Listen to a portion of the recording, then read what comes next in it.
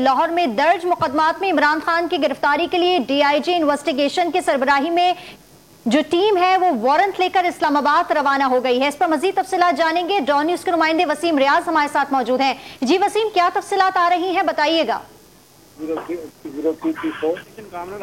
वसीम, आपको मेरी आवाज आ रही है?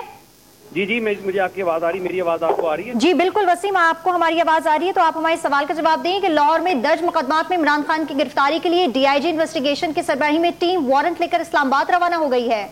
जी बिल्कुल, DIG इन्वेस्टिगेशन कामरान आदिल की सरबराही में ये टीम जो है वो इस्लामाबाद रवाना हुई है और लाहौर में इमरान खान के खिलाफ 10 मुकदमात दर्ज हैं, जिनमें से एक मुकदमा थाना शादमान, एक सिविल लाइन और बाकी रेस कोर्स थानों में जो है वो दर्ज हैं। इसके अलावा 9 मई को जो मुकदमा दर्ज हुए हैं उनमें भी इमरान खान को जो है वो नामजद किया गया है।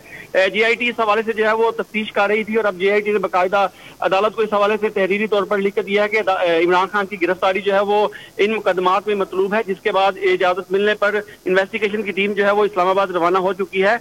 आज इन्वेस्टिगेशन की टीम इस्लामाबाद पहुंच के जो मुतलका पुलिस है उसको आगाह करेगी, उसके बाद इमरान खान की गिरफ्तारी के लिए जो इक़दाम किए जाने हैं वो किए जाएंगे।